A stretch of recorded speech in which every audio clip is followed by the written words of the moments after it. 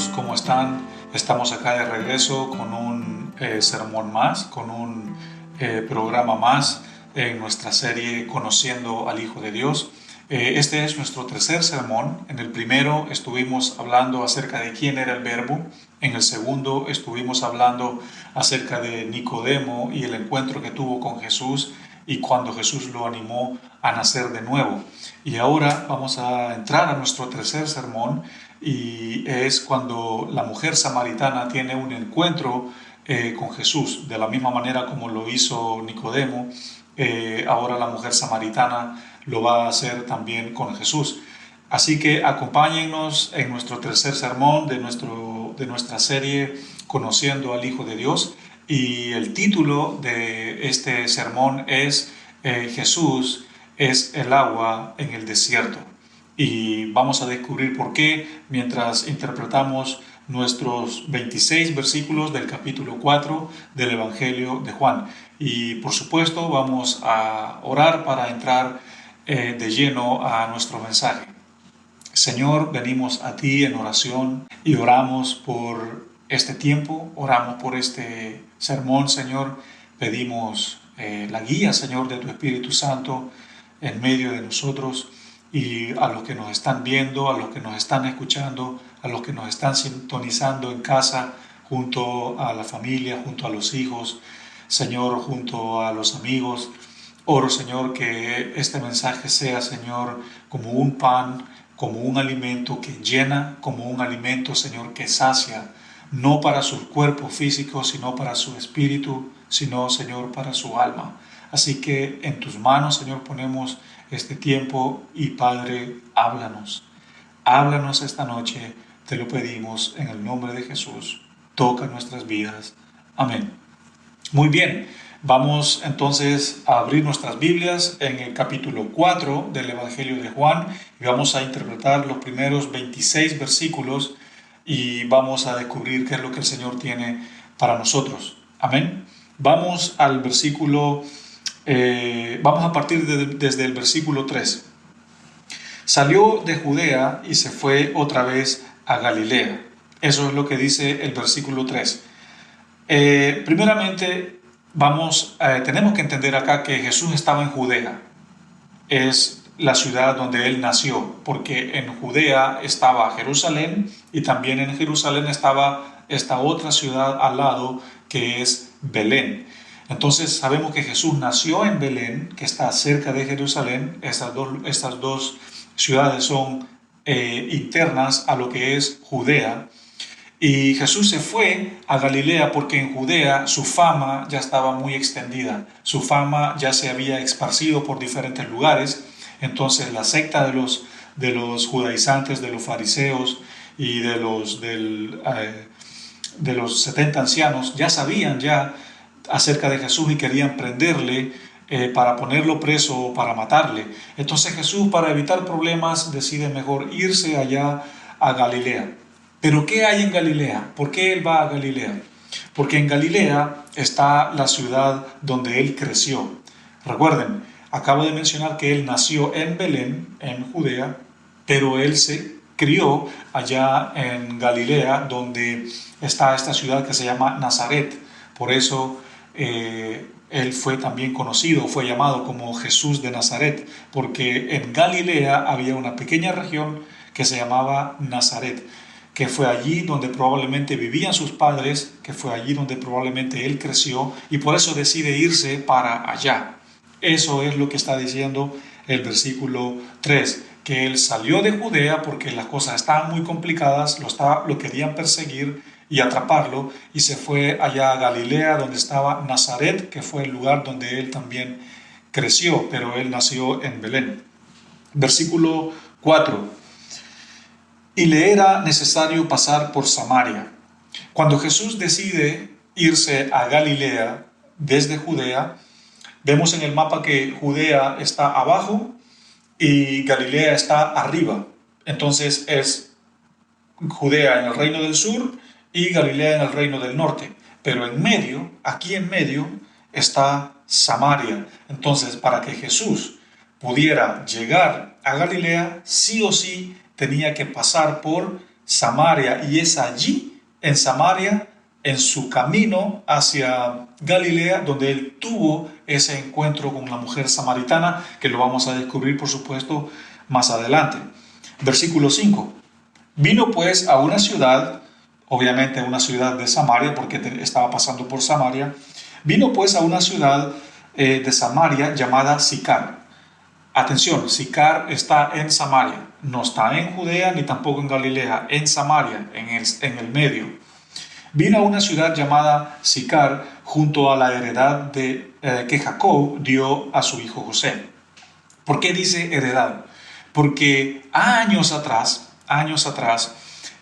cuando Jacob repartió sus tierras, su herencia a sus hijos, el texto dice de que le entregó más tierras, le entregó más herencia a José, ya sea quizás porque era su hijo favorito o por lo que hicieron sus hermanos con él, pero Jacob tenía un corazón especial hacia José y le entregó estas tierras, más tierras que a sus otros hermanos, y justo estas tierras que le entregó a su hijo José están exactamente en el área donde estaba el pozo, donde estaba esta mujer samaritana.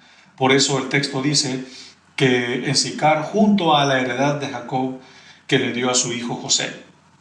Versículo 6. Y estaba allí el pozo de Jacob. Entonces Jesús, cansado del camino, se sentó así junto al pozo. Era como la hora sexta. ¿Por qué dice la hora sexta? Si nosotros pensamos en el horario judío, es otra hora al horario que nosotros tenemos.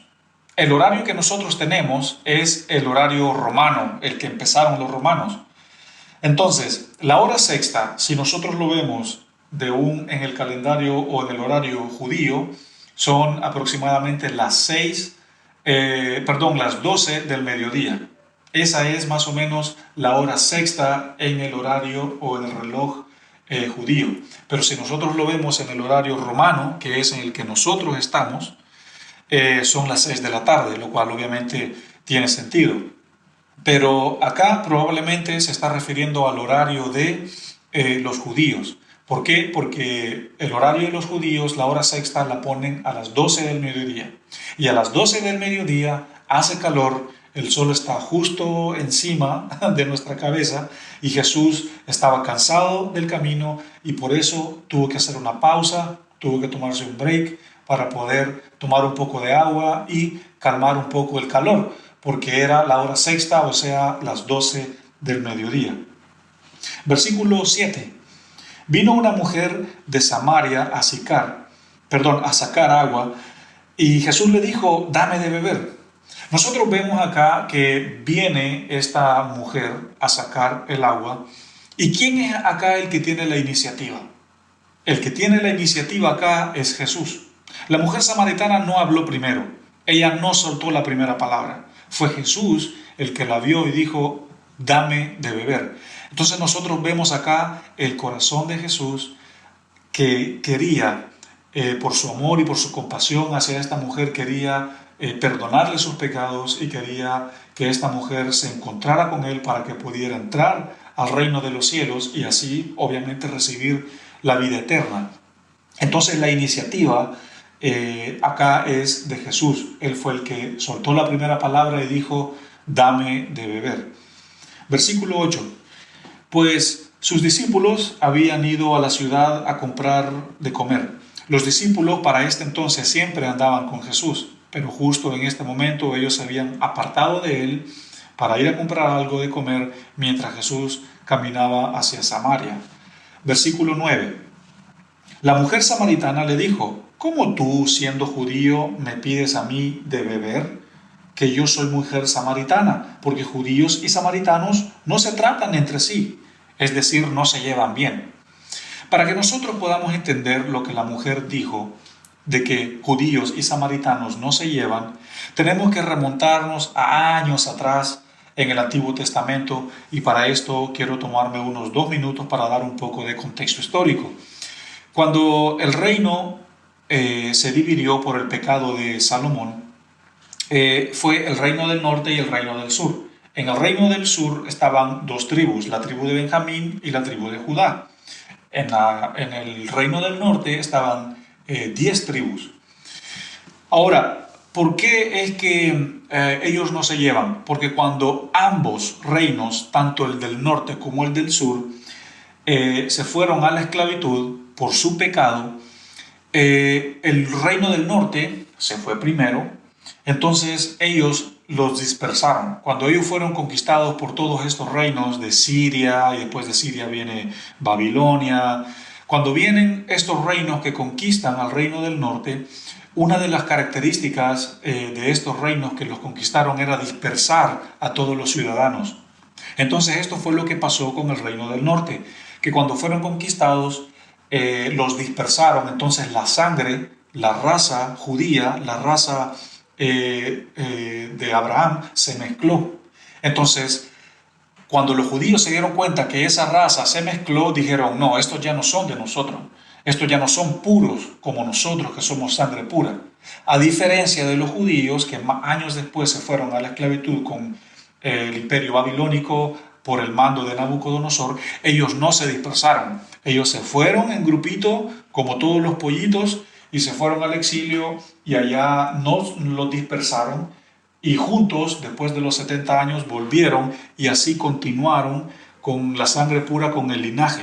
Obviamente allí vemos la mano de Dios cuidando el linaje para que Cristo viniera de un linaje puro. ¿Se entiende? Pero los samaritanos, los del reino del norte, los dispersaron y los judíos no. Entonces los judíos decían, estos son impuros, estos son, no son de la raza escogida, de la raza pura. Entonces por eso el judío miraba de menos al samaritano y por eso no se llevaban bien. El samaritano, en respuesta a ese pensamiento, a esa forma de pensar, ellos tenían un rechazo hacia los judíos y decían, estos judíos, ¿quién se creen? Se creen aquí, se creen allá. Entonces allí estaba el conflicto entre samaritanos y judíos. Eso es la razón por la cual la mujer dice, ¿cómo tú me vienes a hablar a mí si samaritanos y judíos no se llevan? O sea, ¿qué te pasa? ¿Por qué estás hablando conmigo de esta forma? Esa es la razón. Vamos a nuestro siguiente versículo. Versículo 10. Respondió Jesús y le dijo, si conocieras el don de Dios, ¿y quién es el que te dice, dame de beber? Tú le pedirías a él, y él te daría agua viva. Hay que destacar dos cosas acá. Jesús dice, si tú supieras el don. Eso es lo primero que quiero que entendamos. Cuando Jesús dice el don, se refiere al perdón. El don es el perdón. El don es la salvación. El don es la vida eterna y el don es la gracia. Cuando Jesús dice, si tú conocieras el don de Dios, el don de Dios, lo que Dios nos da, el regalo que Dios nos da, es el perdón, es la salvación, es la vida eterna y es la gracia. Eso se llama gracia. Ese es el don de Dios para nosotros, si lo recibimos y si creemos. Por eso Jesús dice, mujer, si supieras o si conocieras el don de Dios, ¿qué es el don? El perdón, la salvación, la vida eterna, y eso es gracia. La segunda cosa que el texto dice es, y si conocieras al que te habla o al que te dice, bueno, ¿y quién es ese? Es Jesús. ¿Y qué es Jesús? Jesús es la verdad. Jesús es el Hijo de Dios.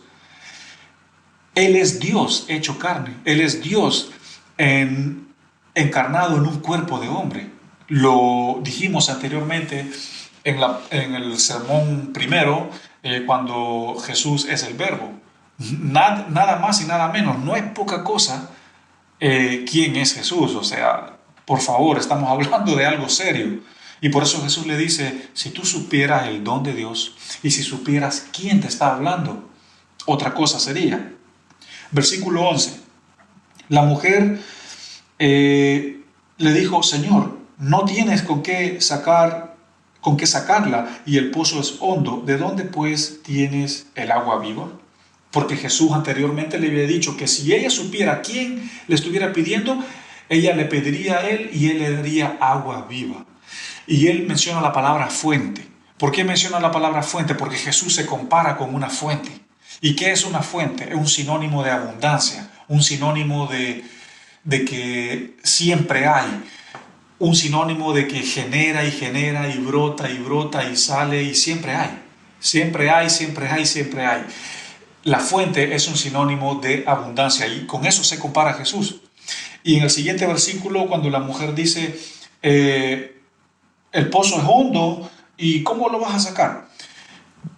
Este versículo representa el pensamiento incrédulo de la humanidad, del hombre, el clásico hombre que no cree. Así como Nicodemo le dijo a Jesús, ¿cómo un hombre viejo, ya con mañas, hecho y derecho, puede nacer de nuevo? ¿Cómo es eso? Aquí la mujer samaritana dice, ¿dónde el pozo es muy hondo y cómo la vas a sacar? Entonces vemos la incredulidad de la mujer, lo cual está bien. No hay problema, es nuestra naturaleza, es nuestra ciencia, es nuestra carnalidad, nuestra condición humana e imperfecta, es así. Por tendencia está o tenemos la incredulidad en nosotros, aunque sabemos que como cristianos debemos de pelear por nuestra fe. Pero esa fue la respuesta de la mujer hacia Jesús. Y el versículo 12, nuestro siguiente versículo dice, ¿acaso eres tú mayor que nuestro padre Jacob, que nos dio este pozo del cual bebieron él, sus hijos y sus ganados? Aquí tenemos que entender algo. ¿Por qué la mujer le dijo, ¿acaso eres tú mayor que Jacob? Yo quiero que tú entiendas lo siguiente. Para un israelita, llámese reino del norte o reino del sur, llámese judío o llámese samaritano, igual todos son israelitas. Por eso, para un israelita, los patriarcas son personas de alta estima, son personas de alto respeto. Por ejemplo, Abraham, por favor, ¿quién es Abraham para un judío, para un israelita? Es mi padre Abraham. No cualquiera está en ese estándar de mi padre Abraham. Tenemos a Moisés, por favor, ¿quién es Moisés para un israelita? El que dio la ley, el que estuvo cara a cara con Dios, la ley mosaica, la ley de Moisés, por favor, Moisés aquí. Y allí viene Isaac, Jacob, José, bueno, también entra David. David no es patriarca ahora, obviamente, él es un rey. También los profetas entran también en ese estatus, aunque ellos no fueron reyes sino profetas. Pero hay algo especial en los patriarcas. Hay algo especial en los patriarcas que los israelitas le tienen un gran estima. Es como que está Dios sobre todas las cosas, pero después están los patriarcas.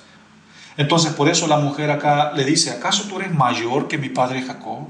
O sea, la mujer está comparando a Jesús con algo grande. Versículo 13. Respondió Jesús y le dijo, cualquiera que beba de esta agua volverá a tener sed.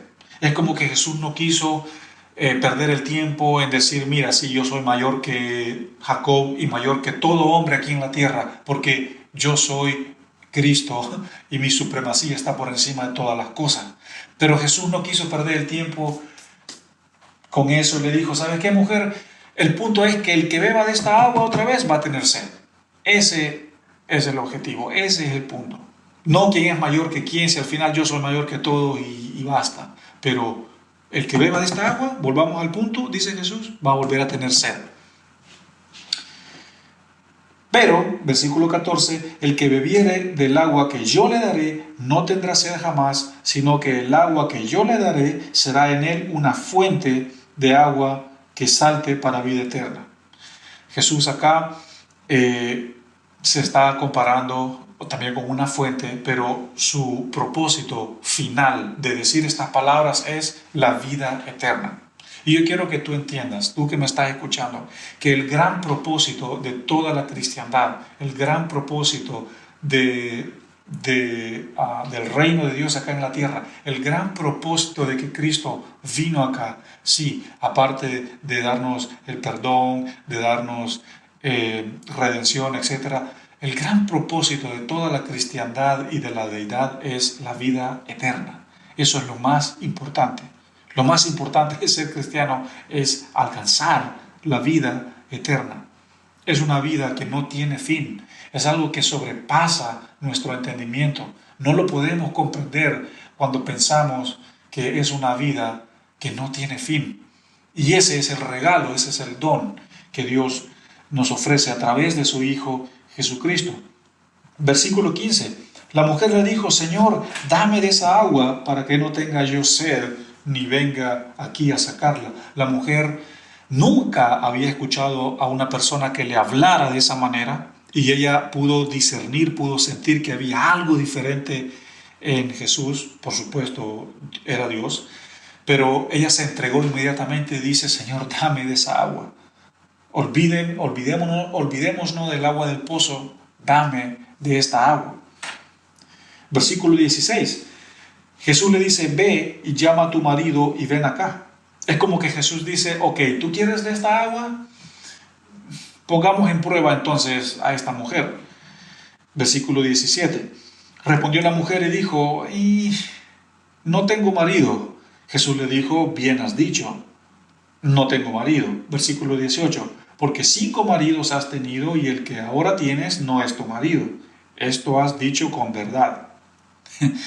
La mujer samaritana, al decir no tengo marido, y cuando Jesús después le confirma que 5 maridos has tenido, lo que le está diciendo es que es una mujer adúltera, es una mujer que vive en pecado, es una mujer que vive en la desgracia, que vive bajo la ira de Dios. Es una mujer que no ha alcanzado el perdón y que no ha alcanzado la salvación todavía. Entonces, el hecho de que haya tenido 5 maridos no es que 5 veces se casó, no, se refiere a que ha estado con 5 hombres viviendo de una forma como que se estuviera casada pero no casada. Y quizá fueron más. Jesús solo usa un nombre, como quien dice ya 5, pero quizá fueron más. Pero la mujer reconoce que aún con la persona que está en ese momento tampoco es su marido, es decir, no es su esposo. Entonces la mujer reconoce que es una mujer que está en adulterio. Y Jesús la dejó sin argumentos, la dejó sin palabras al decirle: 5 maridos has tenido, pero te felicito porque has dicho la verdad. Porque ella pudo haber dicho: no, si yo sí tengo mi marido. Pero Jesús le dice: no, tú has tenido 5, pero has hablado con la verdad. Versículo 19. Le dijo la mujer: Señor, me parece que tú eres profeta. ¿Por qué la mujer dijo eso? La mujer dijo eso porque Jesús le describió en simples palabras toda su vida. Y eso obviamente lo que hace un profeta: ve cosas que no cualquiera puede ver, persuade cosas que no cualquiera puede persuadir. Versículo 20. Nuestros padres adoraron en este monte y ustedes dicen que en Jerusalén es el lugar donde se debe adorar. Dice la mujer: ¿por qué pasa esto? Otra vez, contexto histórico. En Jerusalén, o sea, en Judá, allí estaba el verdadero templo, en Jerusalén. Pero como los samaritanos no se llevaban con los judíos, cuando un samaritano entraba a la ciudad de Judea para querer ir a adorar, lo sacaban a patadas de Judá y le decía: tú no eres de nuestra sangre, tú no eres puro, tú ya estás mezclado, ándate de acá, no puedes venir a adorar aquí. Entonces, ¿qué fueron lo que hicieron los samaritanos? Construyeron su propio templo para decir: ya no vamos a ir allá donde esos orgullosos que se creen la gran cosa, vamos a construir nuestro propio templo acá. Y esa construcción de ese templo fue en rebeldía y en competencia, en rivalidad del otro templo allá. Por eso el samaritano crecía con la mentalidad de que el verdadero lugar, el verdadero templo para adorar era en Samaria, y el judío crecía con la mentalidad que el verdadero templo era allá en Judá. Entonces era una competencia: este es mejor y este es mejor. Por supuesto, el de Judea era el templo, como por decir así, el templo apropiado, el templo correcto. Pero veamos la respuesta de Jesús acá. Jesús le dijo: mujer, créeme que la hora viene cuando ni en este monte ni en Jerusalén adorarán al Padre. ¿Por qué Jesús dice esto? Porque Él ya había llegado y que no había necesidad de irse a meter al templo ni a este otro para poder adorar a Jesús, para poder adorar a Dios el Padre. Versículo 22. Ustedes adoran lo que no saben, nosotros adoramos lo que sabemos, porque la salvación viene de los judíos.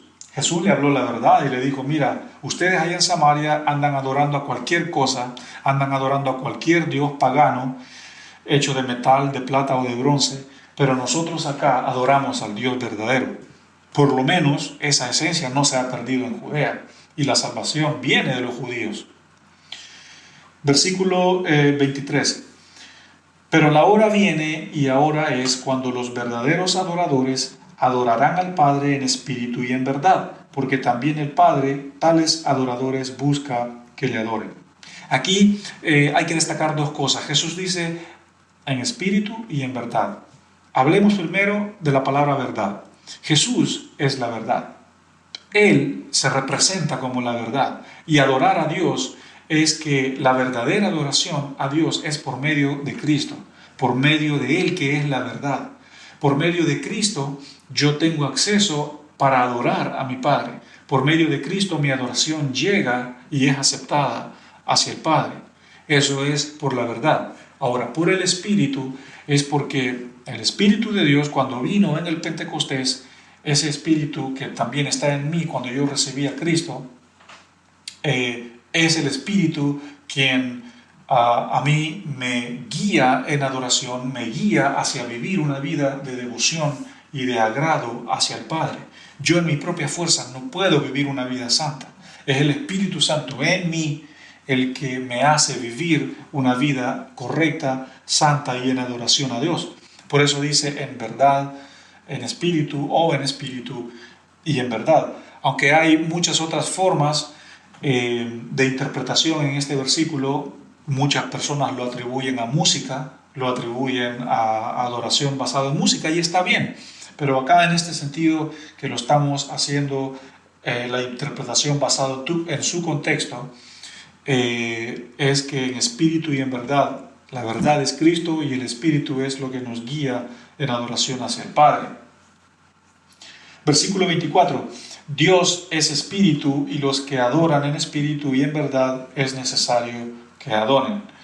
Para que nosotros podamos llevar una vida que agrada al Señor en amor, en santidad y en todos estos principios y parámetros que son dados por Dios y también están acá en la Biblia, para que nosotros podamos llevar una vida así, es solo por el Espíritu.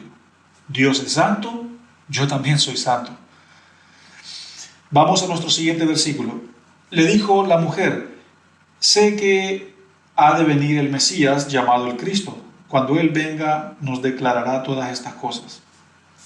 Aquí vemos la mentalidad de una israelita, que adentro del pueblo de Israel, bueno, obviamente tenemos también el pueblo judío, pero hay personas que todavía hoy en día están esperando al Mesías.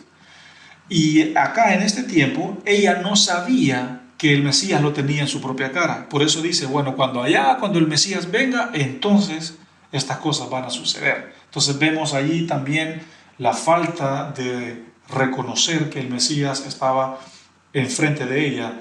Y si lo ponemos en nuestro tiempo, también hay muchas personas y muchos judíos que todavía niegan que Jesús vino como vino y que todavía lo siguen esperando al Mesías. Y nuestro último versículo, el 26, Jesús le dijo, yo soy el que habla contigo. ¿Qué manera de terminar? ¿Qué manera de terminar esa conversación con Jesús y con esta mujer?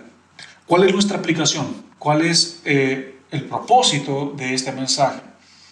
Esto se remonta en las dos palabras o en el versículo 23, cuando dice que es la hora y ha llegado la hora de que adoremos al Padre en espíritu y en verdad.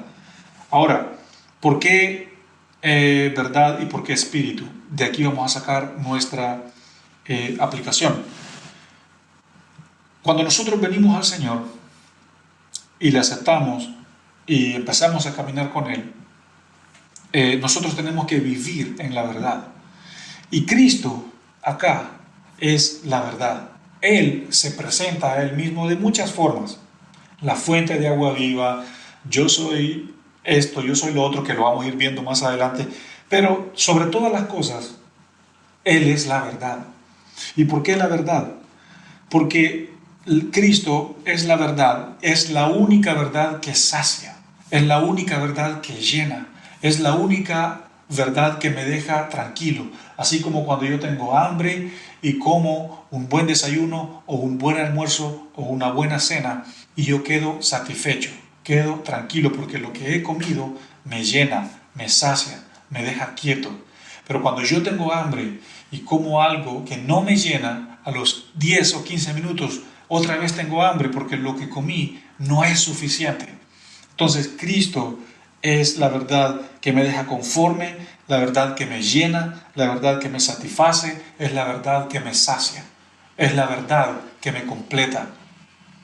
La verdad no está en las universidades, en la química, en la física, en la psicología, en la psiquiatría, en la psicopedagogía, en las terapias. Cristo es la verdad y todo lo que sea afuera de Él no es la verdad. Nosotros como creyentes tenemos que vivir una vida en Él que es la verdad, una vida sólida, una vida sólida, una vida sólida. Ese es nuestro objetivo, que en Cristo nosotros estamos firmes, estamos sólidos, porque Él es la verdad y Él es lo que llena nuestro ser. Nuestra otra palabra de aplicación es espíritu. En espíritu, en verdad, en espíritu o en espíritu y en verdad. El espíritu es lo que intercede por nosotros, como habla el libro de Romanos, que intercede por nosotros con gemidos delante del Padre. Y esto es un misterio que nosotros quizás jamás lo vamos a poder entender, quizás hasta cuando estemos allá en una eternidad con el Padre. Pero el Espíritu de Dios en nosotros es como, cumple el rol como de abogado delante de Dios. Y el Espíritu en nosotros también nos pone el sello de la adopción, de que somos adoptados hijos, como dice también el texto, y por eso nosotros decimos Abba Padre. Entonces el Espíritu de Dios en nosotros es el sello que somos adoptados hijos, que ya no somos huérfanos, que ahora somos parte de una familia y tenemos un Padre, y que el Espíritu es lo que nos ayuda a vivir una vida en santidad y no en la carne. Entonces esta es la gran aplicación de nuestro mensaje, que Cristo es el agua en el desierto, y una vez que nosotros tenemos nuestro encuentro con esta agua, Él nos llama a vivir en la verdad que es en Él y a vivir en el Espíritu para que el Espíritu nos conecte hacia el Padre. Esa es la aplicación de nuestro sermón. Espero que haya sido de bendición, de edificación y de impacto para tu vida, y nos vemos en nuestro próximo sermón de nuestra serie Conociendo al Hijo de Dios. Que el Señor te bendiga.